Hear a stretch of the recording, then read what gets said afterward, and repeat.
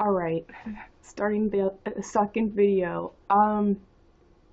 Secret Heart is Claudette Colbert, Walter Pidgeon, and June Allison. Alllyson.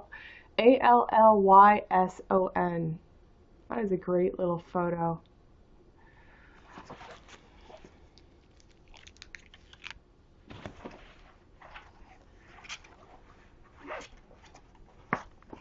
So, my parents in 1952 lived in Salt Lake City in an apartment above the Uptown Theater. That same year, we moved to the new Hinsey Apartments. I borrowed $1,100 to buy furniture.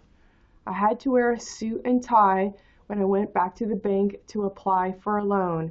Appearance meant a lot back then. I had 11 $100 bills in my suit pocket and kept my hand over it all the way to the store. I have never seen so much money. I still have some of the furniture, the nice bedroom set and kitchen table. Our first child, Deborah Ann, was born there on May 25th, 1953. My dad is May 27th. 1930. They were both Geminis. After Korea, I worked for Kennecott Copper Mines Smelter located near the south shore of the Great Salt Lake. The workers' contract at Kennecott expired annually in July. Consequently, everybody was off on strike for about 1 month every July. Kennecott finally got smart in later years and made the contracts 3 years long. For each July, I would throw a mattress on top of the car and take Becky and Debbie camping and fishing up Salina Canyon near Richfield. I would drive down periodically to my mother-in-law's to call friends in Salt Lake City to see if the strike was over. A funny fish story. I would always bait the hook for Becky to fish. Every time she caught a fish, she would let out a scream. I would come and take the fish and rebait the hook. At the end of one day's fishing, a stranger came up to me and said, "I don't know how many fish you caught, but I sure know how many your wife caught."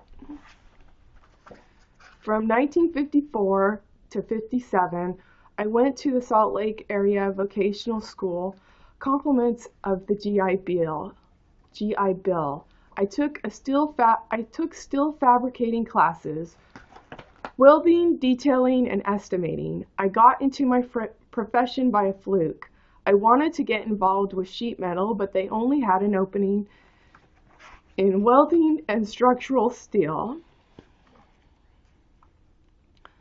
I left Kennecott after 5 years of working there, and I went to work for May Foundry and Machine Works after I graduated in 1957. I started out as a welder for about 2 years and went to Western Steel for 8 years. In 1955, we purchased our first home in Kearns, west of Salt Lake City, for $9,000. I struggled to make those $55 a month house payments. While in Kearns, our second child, Robert, was born on January 9th, 1956. When he was 10 months old, he was burned badly by hot water in the bathtub, a tragic accident. And I think I've spoken and written about that. He only lived for a couple of days. He only lived a couple of days after the accident. He is buried in the Valley View Memorial Park in Salt Lake City.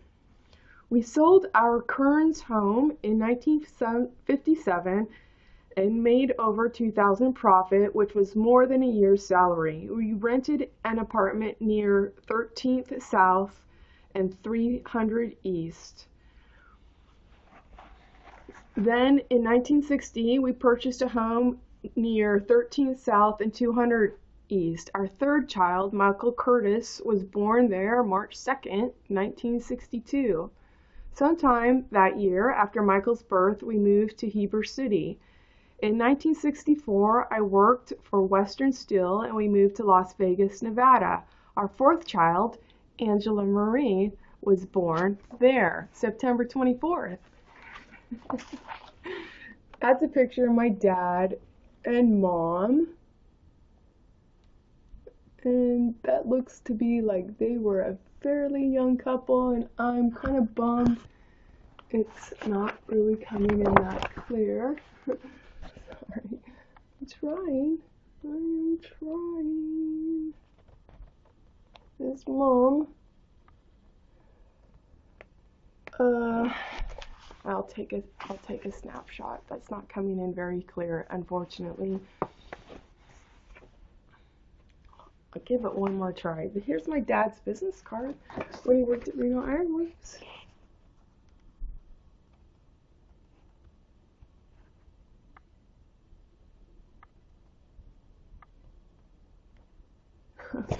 Sorry. Straight up, Dad. Let's try Mom again.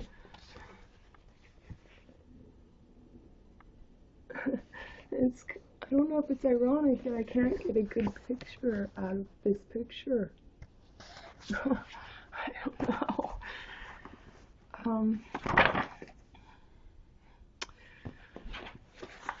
In 1966, I returned to Salt Lake City, still working for Western Steel. We purchased a home up on the hill in Sandy, Utah.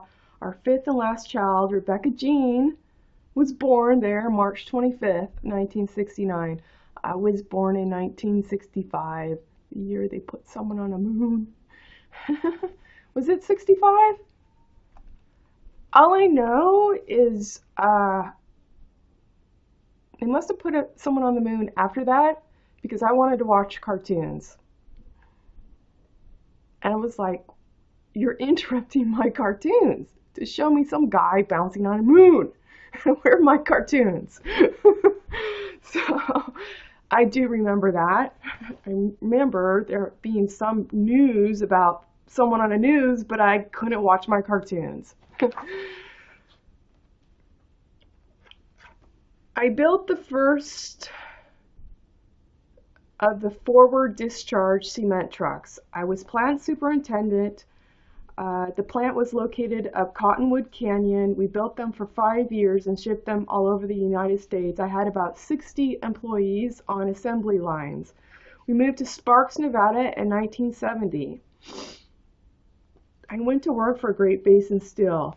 Then we moved in 1973 to Reno, Nevada. I began working for Reno Iron Works, where I worked for 35 years. I started as plant superintendent, then became vice president until I retired in 2005. While we were living in Reno, Becky was diagnosed with rheumatoid arthritis. She suffered a lot with that.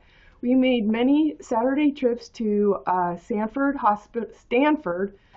Hospital in California for treatments. Then in Reno, she died of a heart attack. She had also been on dialysis on December 6, 2004. I retired then from Reno Iron Works and prepared to move back to Torrey. I was 75 years old. So my dad is a 75 years old man. He bought a big truck and he continued to work at Reno Iron Works, and then on the weekend he packed that truck, drove from Reno to Utah, unloaded it, and drove back and went to work on Monday. He did that by himself, and let's see, the round trip was probably at least 12 hours. Reno to Torrey, it's at least 12 hours, I would think, if not more. So 24 hours of driving, packing and unloading, and not missing work. When I retired, I went into the Social Security office to complete the paperwork. The employer at the Social Security office said the records showed me as a year older than I was. During World War II, when I was in Salt Lake City and wanted to work, I was 15 years old. You had to have a social security card to work, and you couldn't get one until you were 16. I just filled out that I was 16 to get the card. The employee at the social security office said a lot of other people did the same thing back then. My first medical problem was prostate problems at age 60 and a heart attack at age 64. They opened my arteries with a balloon. My second heart attack, they gave me meds. The third time, I was living in Torrey. Lou, Laura, and Michael were with me. They called 911, 911. We went to the clinic in Bicknell. Then I was put on a life flight to Provo, where I received a pacemaker and defibrillator. I have done fairly well since. I am now 87 years old. My LDS religion, LDS, Latter-day Saints, Mormon, has always been an important part of my life. I was raised in the church, but I became more active after I had kids of my own. I enjoy many activities in the church, and it has kept me busy through the years. We had much fun with our family making extended tours of Utah, California, Arizona, and Nevada. We spent many hours visiting the scenic historic sites, and every moment of the trips were spectacular to say the least. So for me, I'm having a nostalgic experience here. A lot of this really is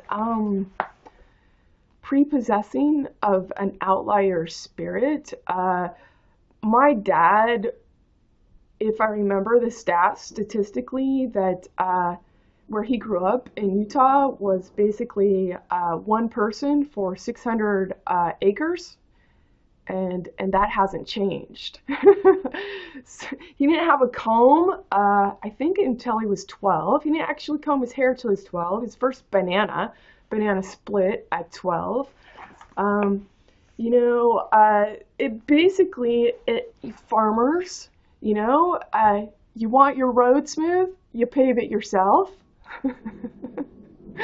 with your horse and your scraper, and you bring your community neighbors to the party who want the same thing, and make those roads connect. It's prepossessing for me when I go to work in corporate America and I don't fit in because I come from a background of observation. Even if you don't do the work doesn't get done. Okay, Libby at Trader Joe's and Tracy Acciola, you making up your petty critiques when you've never done any real work in your God-forsaken life. Okay, Jesus, fuck me dry. Where was I? My trip down nostalgia. This world, paving roads does not meet with yours. Okay, stiffing me with $2 in my bank account because I'm not going to agree with you making more bullshit up on me to forward your advance for never carrying an honest past. What I'm getting here is it's hardship. And to look at that through my modern spectacle of my life, where there's nowhere to honestly land, but with people that have a home. Libby, what is the fuck is your last name? Pamfrey.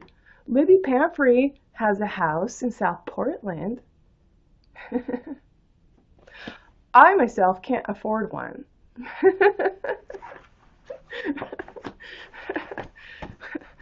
I'll just let you know that for starters. Who do you think Libby Pamfrey is standing on to look like a good manager? Well, I can tell you who she got rid of. DOFF, to put someone who didn't know better.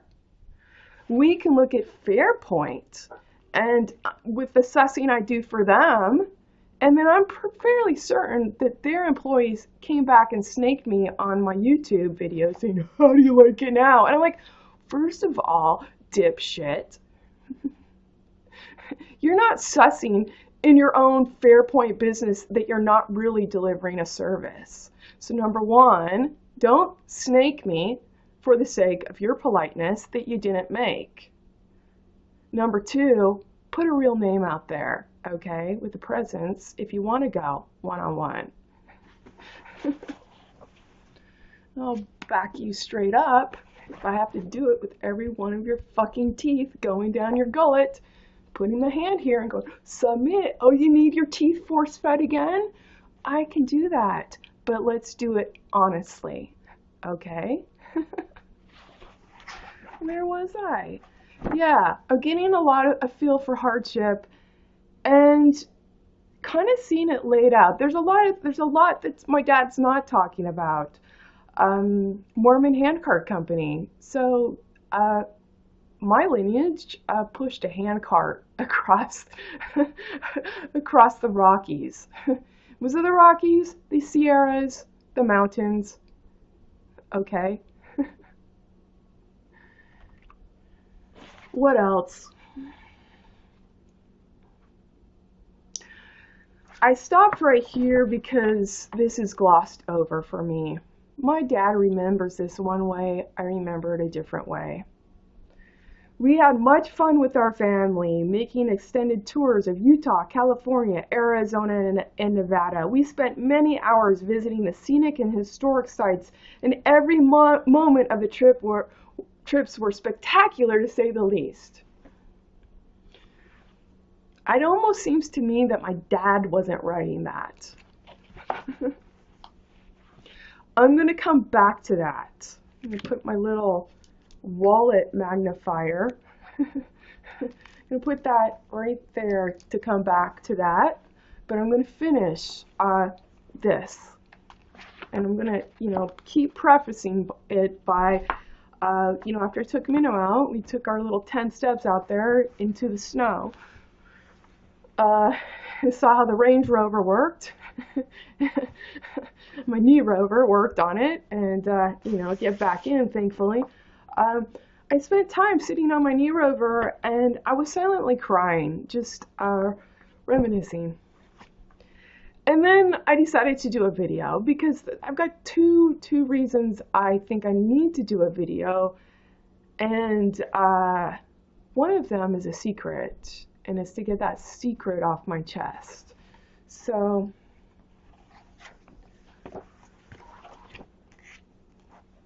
it's kind of a mixed bag right now. It's a mixed bag. A little bit about our 5 children. Debbie was the first, so we depended on her a lot. She married and has one son, Kurt Arndt. In 2002, she died of pancreatic cancer in Washington State. Bobby was second born. Bobby was born in Kearns and passed away there at 10 months of age. Michael, my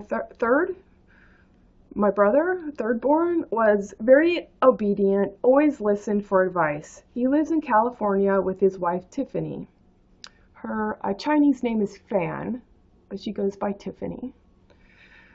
We have enjoyed some road trips together over the years. Angela was a track star. She got a scholarship at BYU and ran for them for 4 years. She had her own business. She designed and made all the suits for athletics at the University of Nevada. She lived in Portland, Maine. Becky was very studious, but was more of a loner, was very thrifty. She saved money to buy her first car and took me with her to pick one out. She bought a Toyota Corolla. She went to BYU for 2 years. She joined the Navy, and when she got out, she eventually went to Seattle. We haven't heard from her in several years.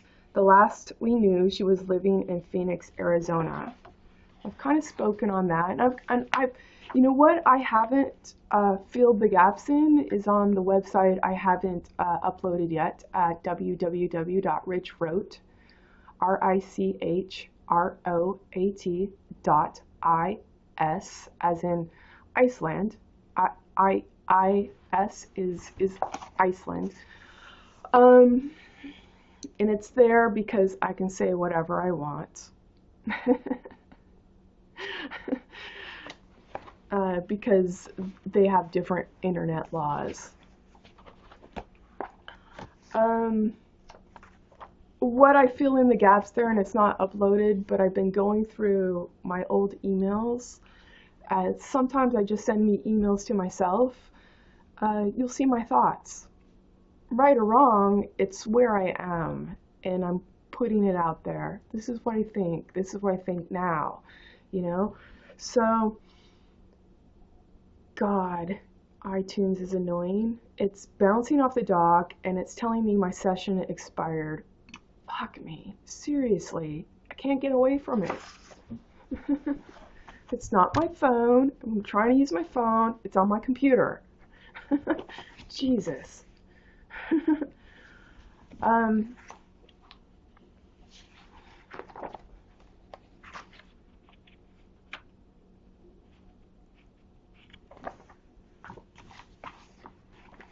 But I talk about why I think Becky goes missing.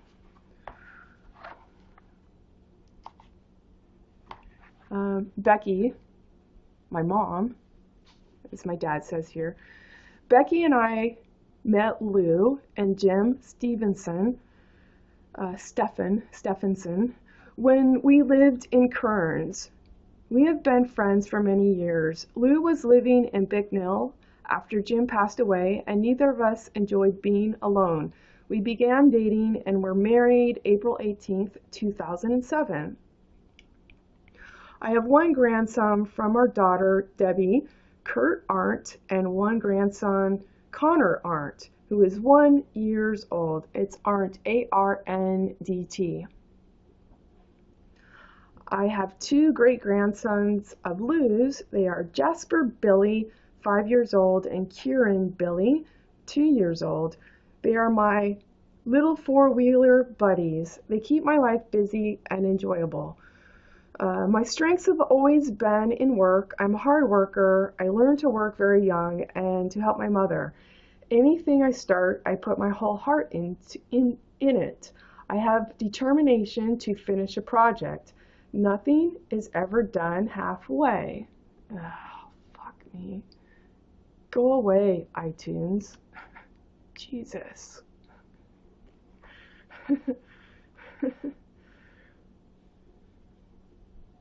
Nothing is ever done halfway, unlike iTunes.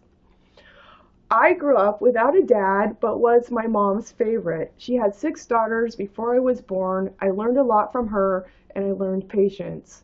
I have a zest for life with hobbies that range from fishing, I have a zest for life with hobbies that range from fishing, whether they bite or not, to hunting, to reading, to fine music, and unlimited activities in the church. Life has been uniquely interesting and enriching and rewarding. This is a picture of my dad as a young man. He's got always a nice healthy crop of natural curly hair. Both my parents have natural curly hair. I think I got double dose. I got thick, natural curly hair. Great little photos of, here's an old photo of my brother.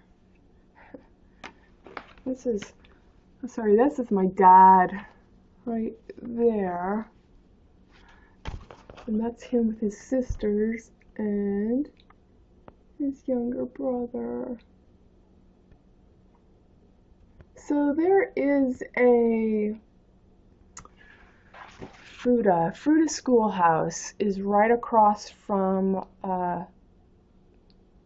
is it Cook Orchard? Yeah, there's an old little wooden schoolhouse where they taught all the school grades. And across from that is Cook Orchard. And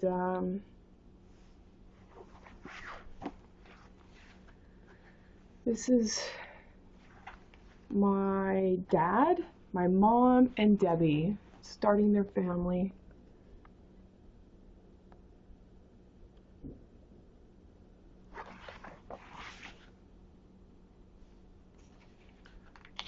My mom's grandma is from Denmark. My mom's mom. So my grandma, pretty sure, yeah, Denmark. Married an English guy. Now my dad's side was an Irish female married an English guy. Debbie the beet digger. It's a little girl. And hit the child. That's Bobby there also. Darling baby. Robert Curtis, January 9th, 1956. It's my brother.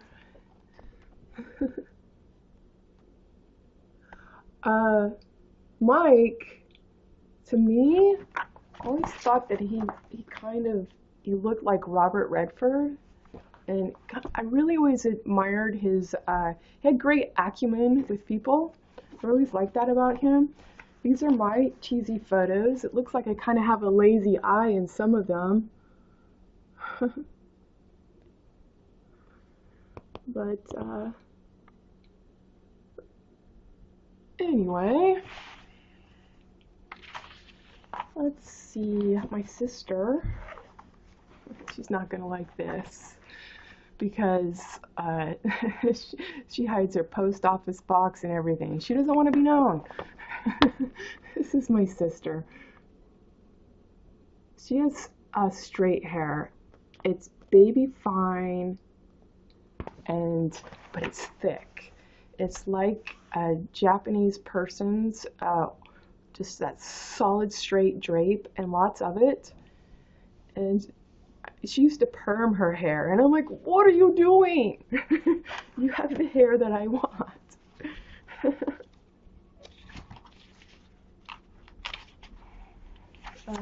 This is us. Debbie, Mike, Becky, me. Looks like I have a book or something with me.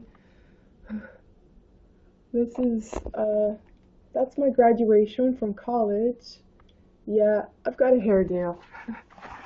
It was growing out. I have a student ID where my hair is a shaped afro, and it won't fit inside the picture frame. I didn't know how to do much with it once it was cut short. And it was cut short. I went to a hairdresser to get a haircut, and it was long, and they chopped it. And they didn't tell me they were going to do that. And it was about 8 years of the ugly stage. I would wear a hat, and I couldn't just put a hat on with all those curls. I had to get the hair wet and then put a hat on for about 8 years to grow it out, because it needs, as natural curly hair, not knowing what to do with it, it needs the weight to pull it down. Otherwise it just anyway, this is Curtis. This is Debbie, my older sister. This is her son, little Kurt. I always thought he was really cute, little blonde towhead. Kurt went into, I think he worked for Blackwater. He was, one of those personal armed forces,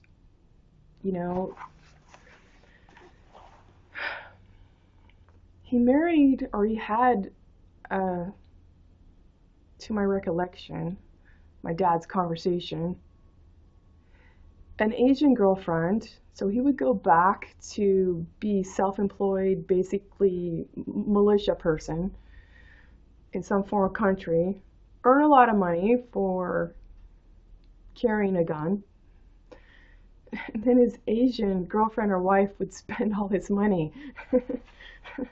Apparently, he's not with her anymore. He's got a cute little boy called Connor, and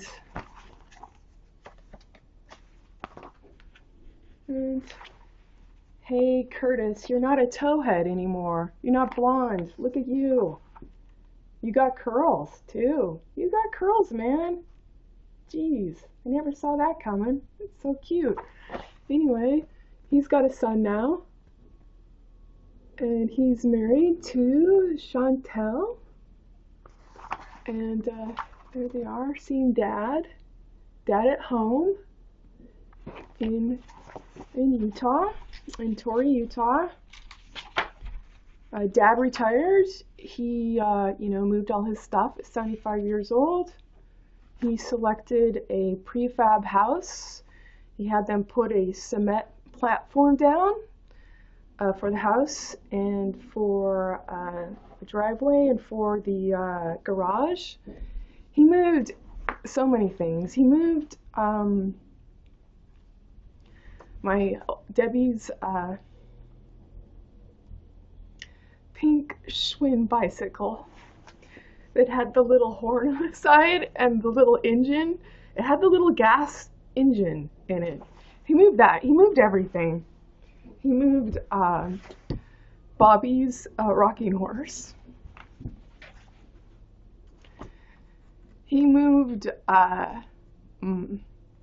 my sister's bedroom set, which probably was Debbie's. Maybe it was Debbie's to begin with, but I remember it as Becky's because Debbie moved out of the house fairly early. And he moved that, and my mom had, I don't know if all Mormons are into knickknacks, but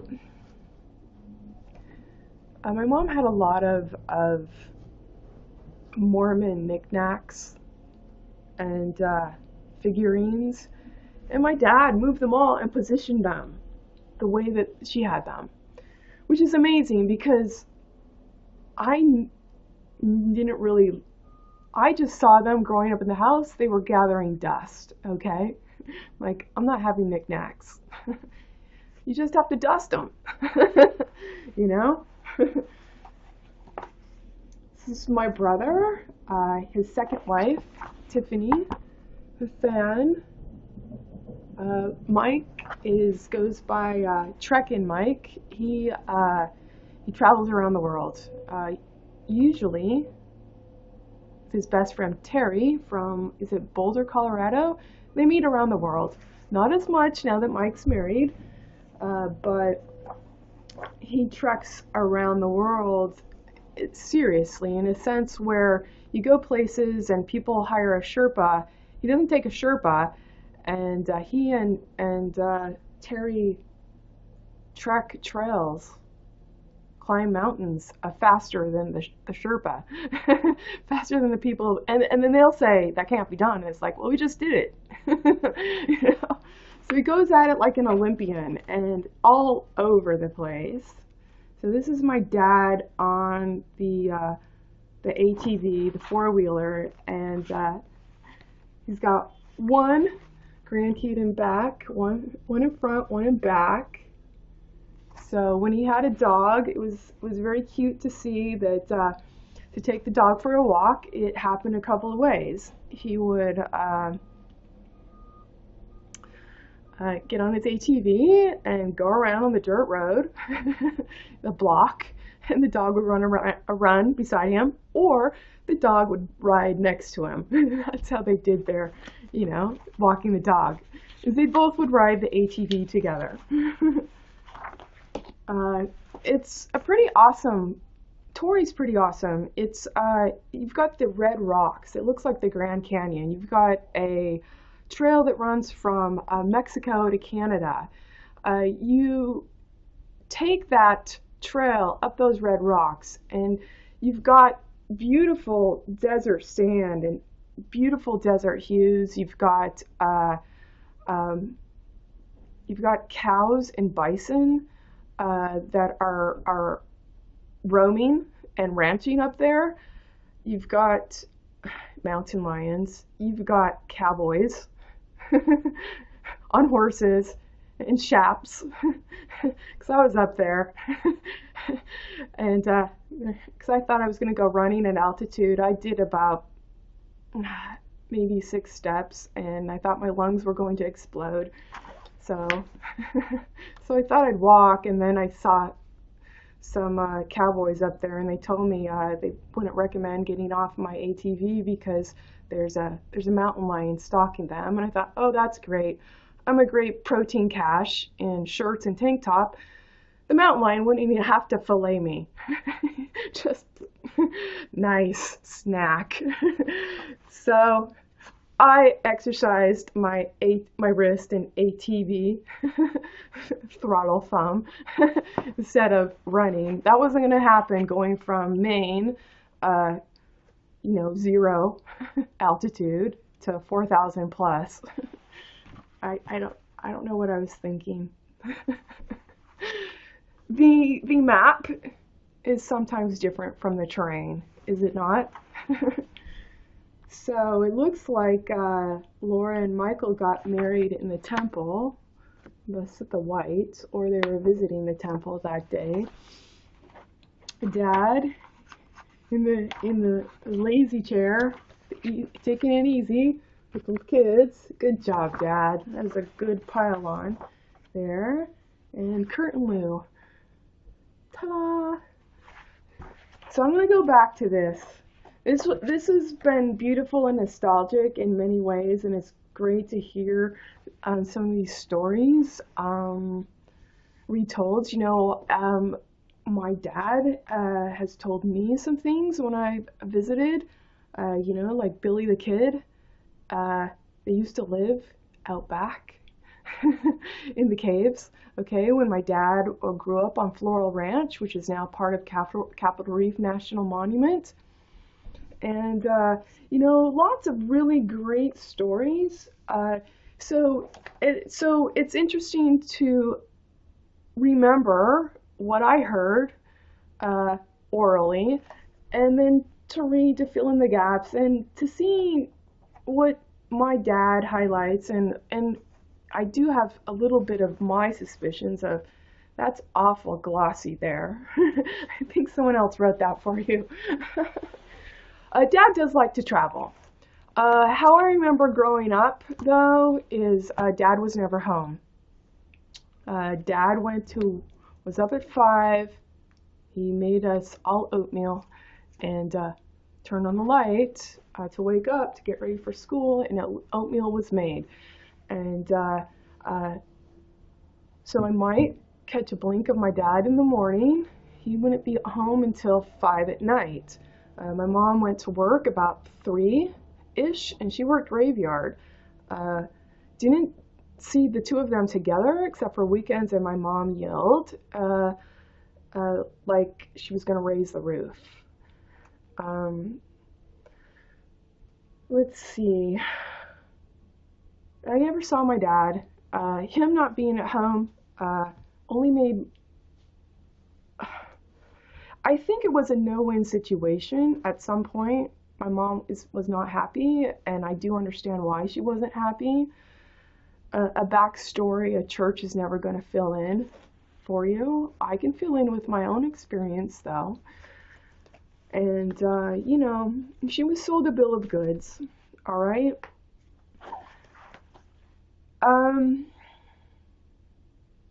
I never filled in, the time that she threw a steak knife at me, and then she tried to clunk me over her head with a pan, and I took that away. Then she tried to kick me, and I pushed her back on her solar plexus, and she bit my arm. I never told you why she did that. It's because I was looking at her. So my mom was stuck in the hoops. She was a very angry, stomping mad Aries who used to chase me with my dad's belt and try and whip me with it. I became a very good runner for a couple of reasons. That was one of them. The other was my brother liked to hit me too for something I said. Now, I'm over, you know, I'm not saying this to be mean. I'm not saying this is payback. I'm really saying this as the sky is blue and I got beat up for things that I said or for looking. Okay. Okay. It happened.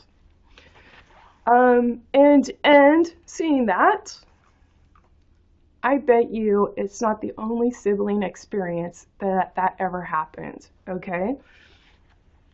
There are funny things that happen too, okay? There's the gags, there's the, trying to get one up on each other, you know? There's a secret here, and I'm kind of, nervous about saying it, but at the same time, I feel it needs to be said. My mom, you would think if your mom tried to stab you with a steak knife, etc., and bit you, okay, that sounds pretty sick in the head, don't you think? I think my mom was, she had a lot of pain and she had a lot of guilt, and it couldn't be resolved. I think systemically, it started with Bobby's death, and I've already talked about that. But there are nimble associations with the church, okay, and the preening of living for a third person. I think that's how Mom got fucked up, okay? Living for a third person where everyone in the community lived for that third person also, but that third person was never present. So, anyway, I mess up my bangs.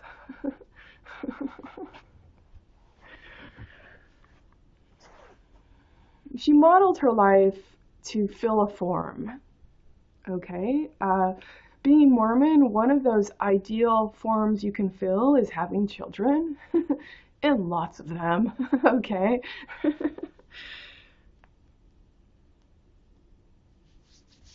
I think part of it is just naivety too.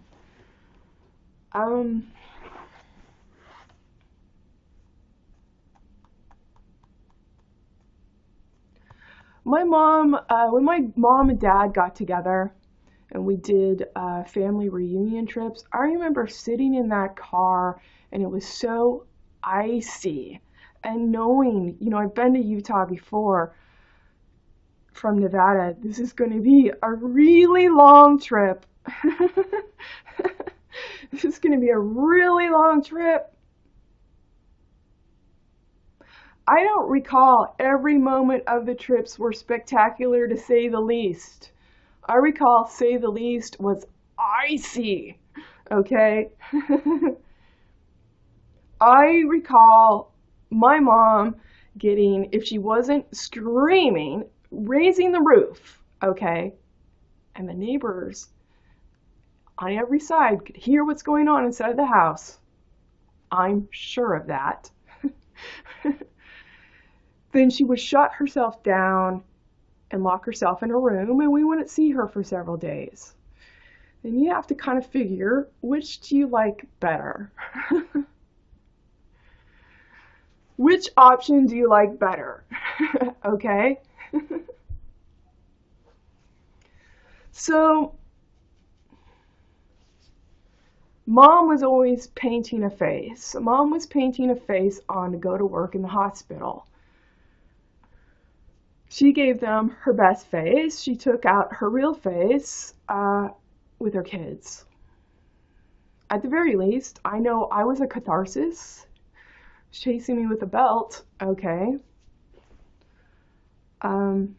I let her catch me once because I thought it was so absurd. I was 12 years old, and because I'm like, fuck this.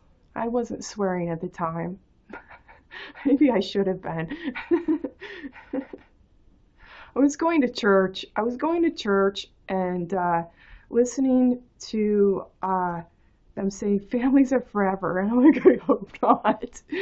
Sitting on the pew alone because I was dropped off at church alone. I didn't go with my family. Uh, I might sometimes go with a sibling, but my parents did not go to church. My mom didn't go to church for sure. And so I listened to that. Families are forever.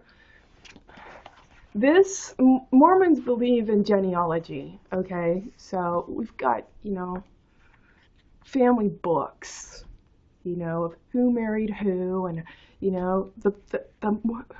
how they were involved in the Mormon handcart company, etc.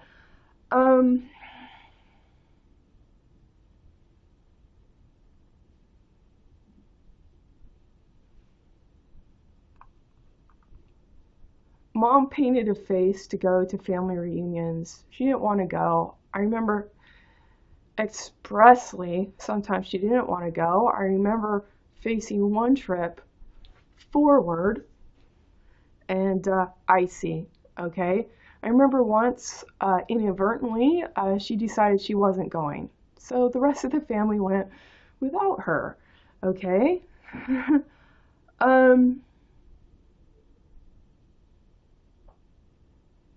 Every moment of those trips were spectacular to say the least. Well, I can tell you, I can't remember how old I was, but Mike put his hands down my pants once, okay? That's my secret. And I don't want to bring it up. I like my brother. In fact, I am even somewhat attracted to him because he looks like Robert Redford. And I like his acumen with people. I really like Mike. I look up to Mike. I find him attractive as his sister. Okay? I'll give you that. I think my brother is a great person. He's a great guy, a great fella. Okay? In light of, when my parents were driving to one of these spectacular, every moment of the trip was spectacular to say the least, of these scenic and historic sites. They were so incorporated that they did not know. My brother and I were in the back seat. He reached over and he put his hands down my pants, very forcefully, down my pants inside my underwear. And I didn't know what to do. And I put my hand there to stop it. And I remember seeing my mom frozen, looking forward, and seeing my dad in silence. And I stayed in silence with my hand right there. Okay? Mike pressed further. To my honest recollection, he didn't put a finger inside me. Okay? So I do have, I really like my brother. If I say I feel for my brother, that's going to sound creepy or something. But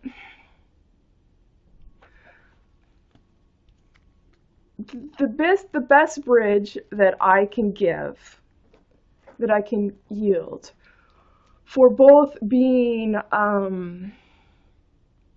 for saying that, for divulging a secret, okay, that I don't really want to. I don't want to cause shame, okay? At the same time, I don't want it to be a secret. And I am kind of curious. What would happen if it wasn't a secret? What would happen if this conversation now is in the open for everyone, okay? Do Do you think I might have a voice to say something and be like, what the fuck, bastard child? Or say something, okay? Because it wasn't in me to say something. It was in me to be like, what you're doing, and to stop, but also to feel that you are forcing an issue. You know, do I need to put a brick on your forehead again because you won't let me play with your army? Guys, apparently I did that at 3.5 years old. My brother had little green army men, and he wouldn't let me play with them because he was building fantastic roads, and I took a brick and gave him a scar. Yeah, I deflected and pivoted. Let's get back.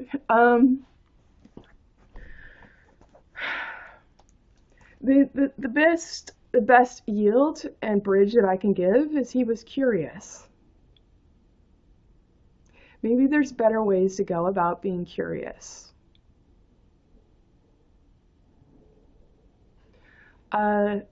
Curiously, Mike has he's got a little history of the family too. He sent me a copy, you know, I put this together, the family history. He failed to document that I was even born. I let him know, like, there's something missing in our family history, Mike, that you wrote, okay? You failed to recognize that I was even born. And he has yet failed to rescope that, okay? Now, I like Mike. I really do. I think he's a fantastic person. I'm not going to say we all make mistakes, but, you know, that was weird. That was a bit of a secret. I think that's one of my last vestiges of secret. I really do try to live my life transparently. I don't hold any ill will towards my brother.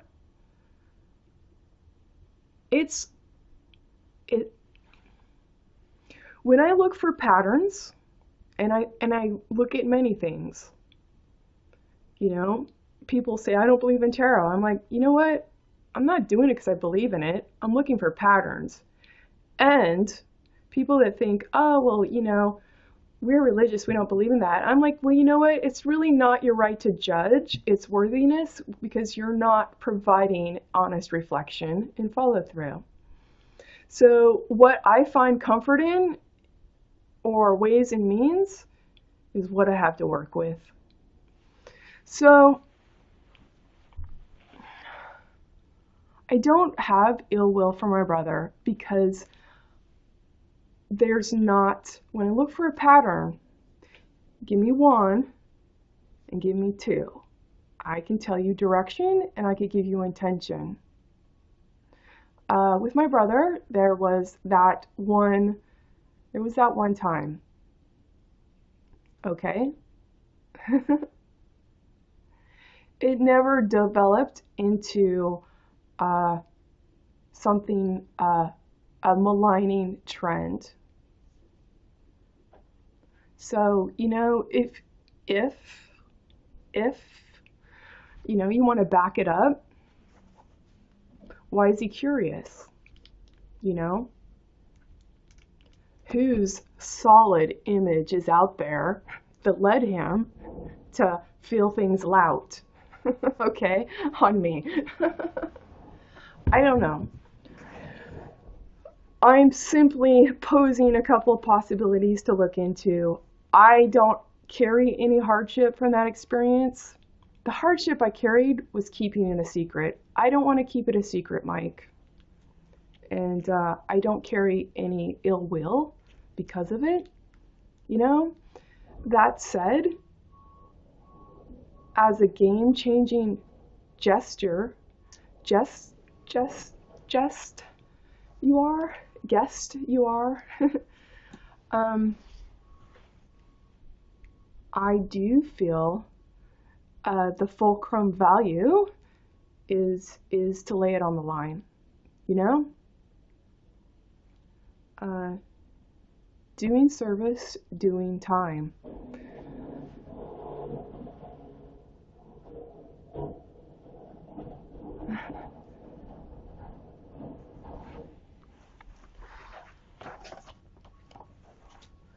I don't remember the trips being,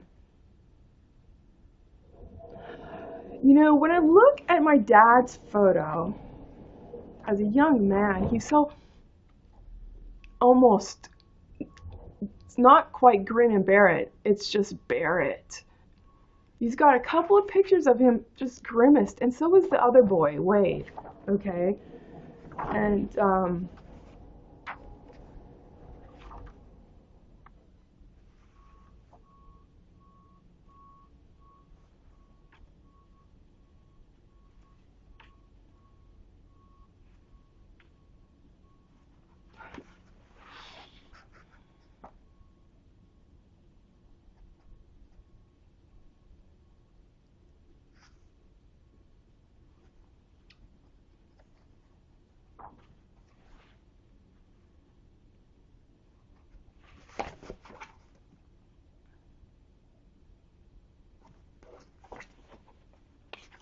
I do like this line.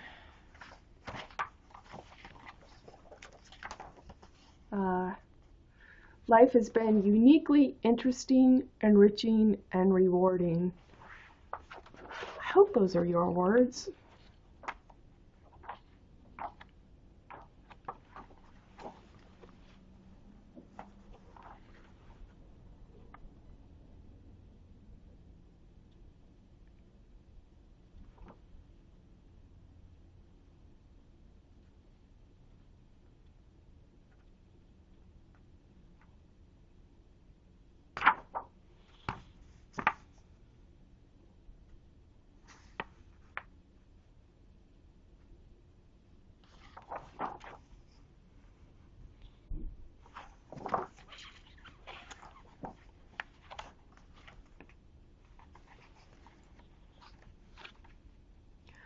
I remember stress, okay? I had my first pimple at 8. First pimple at 8, and then I got big cysts till I was in college, and then they put me on Accutane with a dermatologist that wore a big bow and clown shoes, and he thought it'd be great to use his little metal tool with a little hole in the center and grind it into my face to release blackheads and whiteheads, and I've got scars of him running that on my face. Accutane, I hear now, causes Crohn's disease, which is you can't keep your bladder. I think for me, thankfully, I was never able to complete a full course, although I tried 2 or 3 times. Because one of the things that Accutane does is it stops your oil production. My contacts would dry in my eyes, my lips would peel several times a day. I actually had to put lotion on my skin, and the most adverse thing it would do, any muscles you use, they felt like a bruise. So when I was in college, I competed 10 months out of the year because I was in 3 different sports, and I was an all-American indoor track, outdoor track, and cross country. As an All-American in 3 sports, the first female to do it at college, and I competed 10 months out of the year.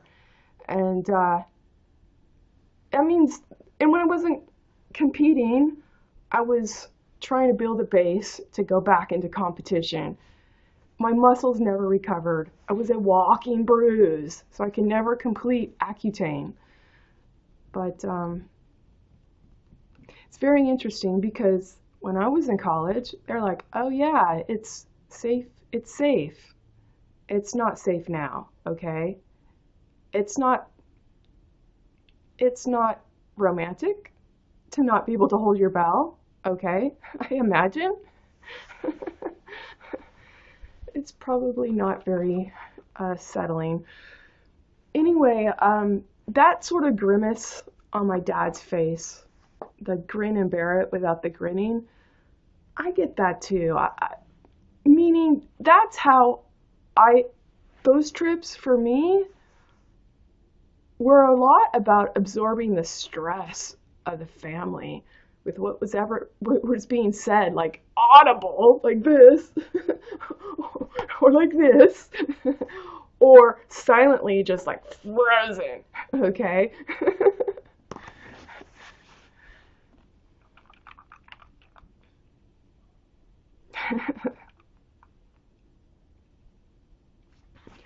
There's a picture there of my older sister Debbie as a child, and it's got a faint bit of color in it. It was this lovely little light gray, maybe pewter silver, like little jacquard woven fabric, and then it had a deep kind of a navy azure teal velvet little cummerbund belt. Trying to find it, Debbie, right there. You know, the photo's faded a lot, but it's got the little Peter Pan collar. It's got several little pleats on the front. High Cumberland. Actually, very young, very long dress for a young girl. She looks to be about 3 or 4, and here she is. But I remember seeing that, and what a cute little dress that was, and because my mom kept those clothes, and so that's Debbie, and she's got a little baby. That would be Debbie about the time Bobby died.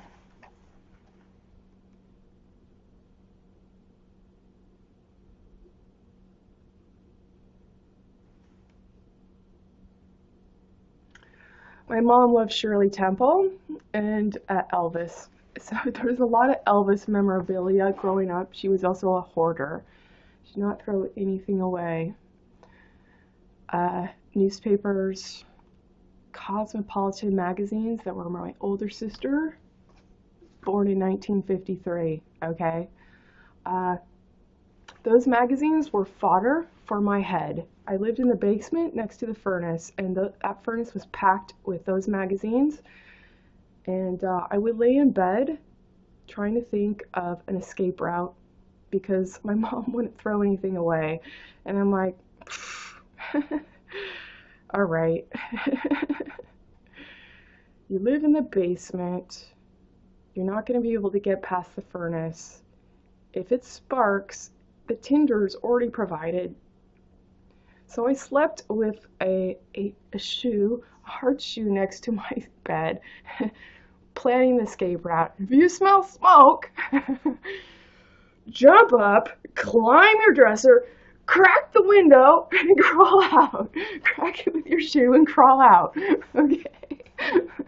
But one of the values of having cosmopolitans from, the 60s is I was able to see it's female propaganda. You're just changing the face. You're giving the same message, you're just changing the face.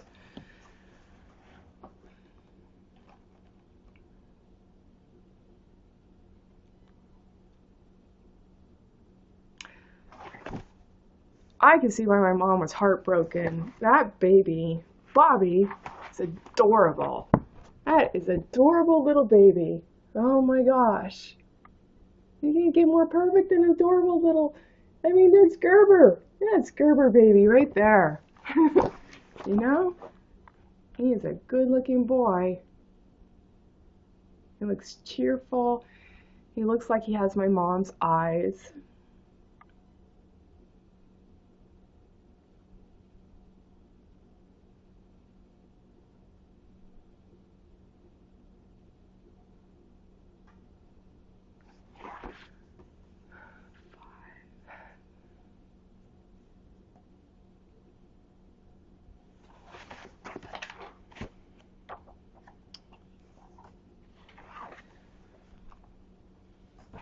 I could see how she missed that her whole life.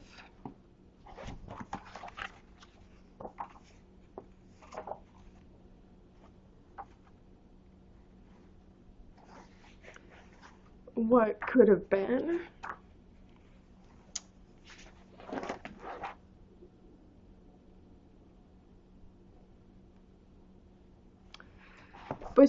But her anger in the now time was because she could never make the connection. She could never get out of the hoops.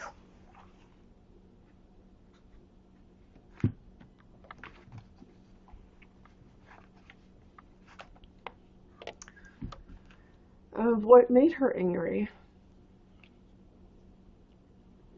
and experience that loss.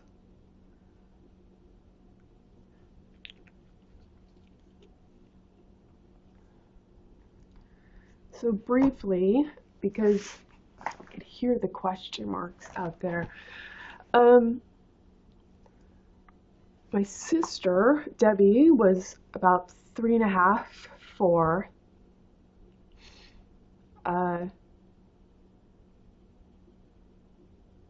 The church has many activities. Someone was coming over to pick up Debbie to take her to a church activity, rang the doorbell. Bobby was not able to be upright yet. He was an infant. My mom was going to give him a bath. So she was in the bathroom. She left him in the bathtub laying down with no water in it. The woman came. She started chatting, wanted to borrow a cup of sugar or something. She got off track. And my mom got wheeled in because my mom is image driven. I'm not saying it's a bad thing. I'm saying that she tried to fill the model form, and the model form with no one there fucked her. Okay? And that's part of, I think, her getting arthritis. I studied arthritis because I'm like, is this going to be...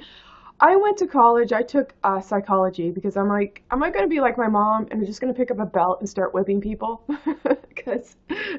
Or loved ones or kids, because I don't want to pass that on. And then I studied arthritis, and you know, there seems to be some indication that rheumatoid arthritis is about having a very strict, rigid mindset. And I would say my mom qualifies for that. She does have guilt. She did have guilt.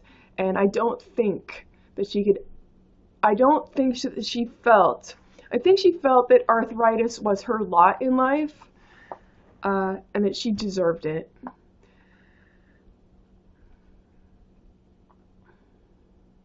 And it's unfortunate.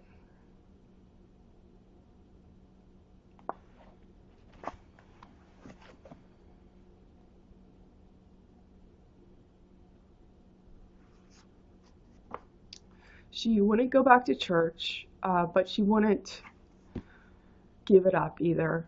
She'd tell us kids to believe in it. as she can't keep her life together without finding some way for catharsis, which is popping off in some sort of demented behavior at times. And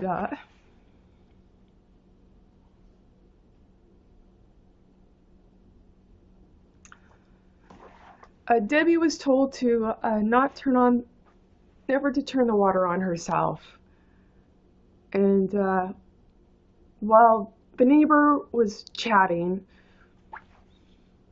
to my mom, Debbie went back and turned the hot water on Bobby, and she scalded him to death. He didn't die right away. Apparently he lived 2 days.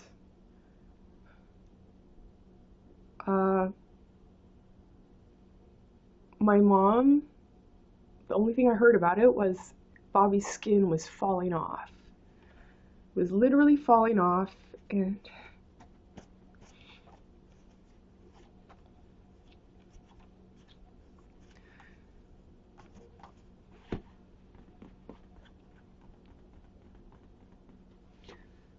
she was laying in bed and her body floated above her. I think she was experiencing a lot of grief.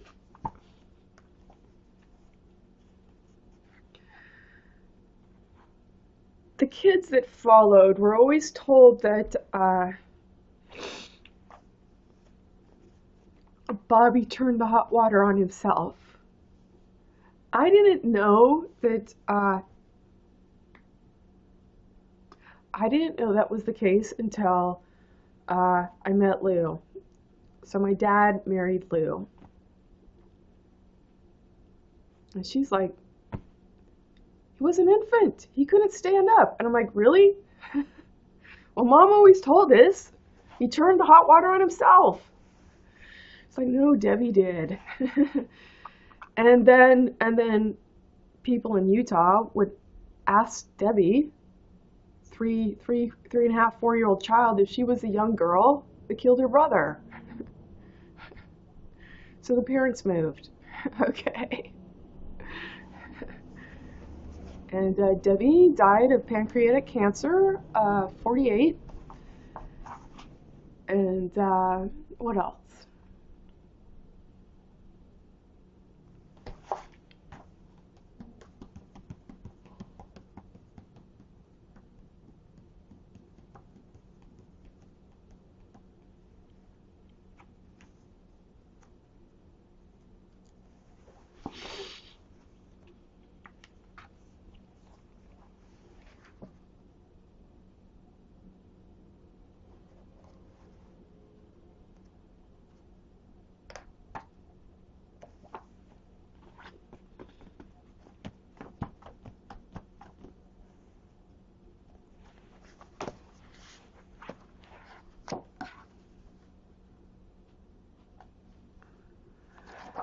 My dad will say my mom was never the same.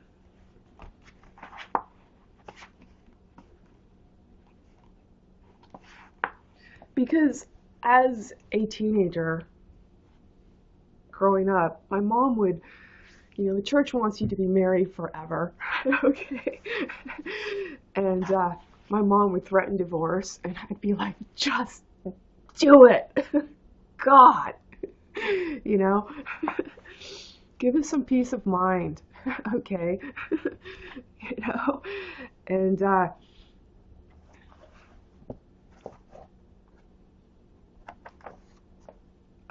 I asked my dad, like, what the fuck? He was easier to like because he didn't scream and yell, but it took me a lot longer to figure out his part in it, which was waking somnambulance. He was awake. He was asleep while he was apparently awake. Okay? And some of these things he let happen. Being chased with a belt, among other things,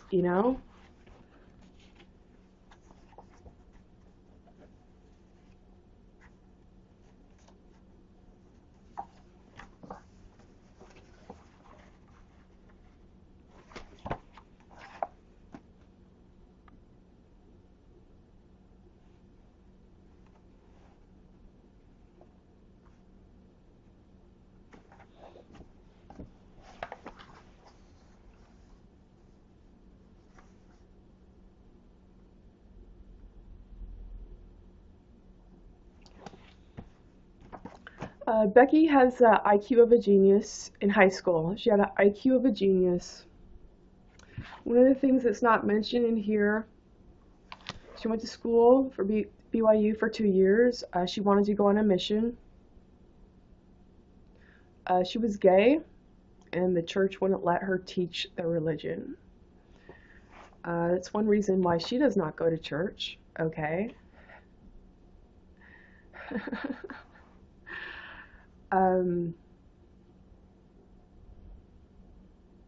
She felt very discriminated against at BYU. She has brains, she has a heart, and there was no acceptance for her there.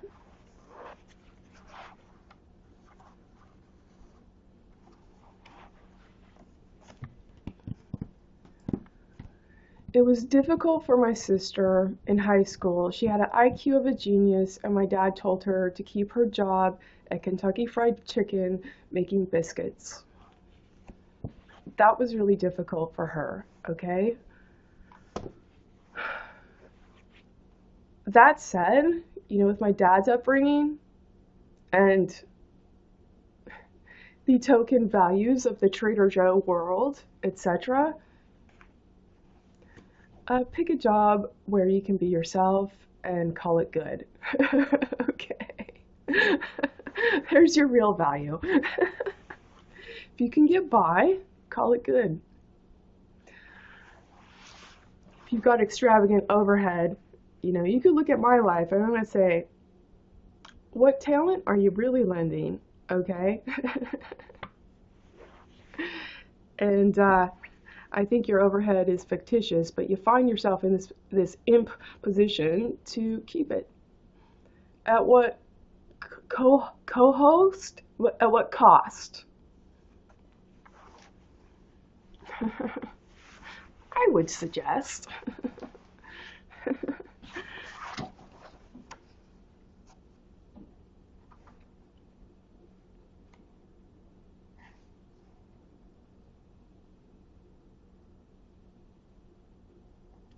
My dad herded sheep on his own for months at a time at 8 years old.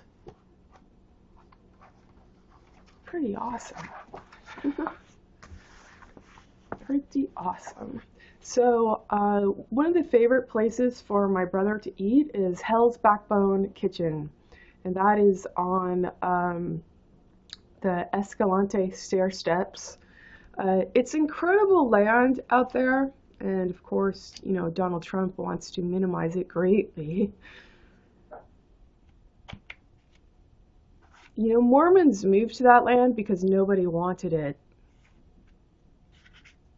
I think it needs to stay in the hands of those people that braved it to be there. Not with your fucking machines for no reason defend.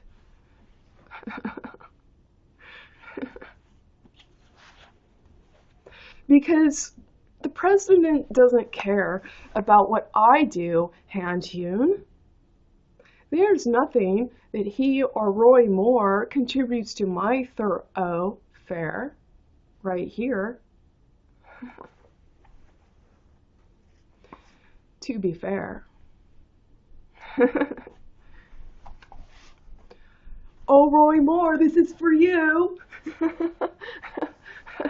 There you go. Feels so much better knowing I could be lewd.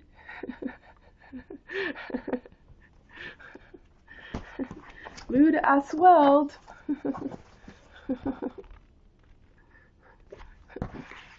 Lou's sister is Beverly B. Ever. I'm gonna stop this video. It's been a trip for sure. I think I'm all out of secrets, okay? I baptized myself.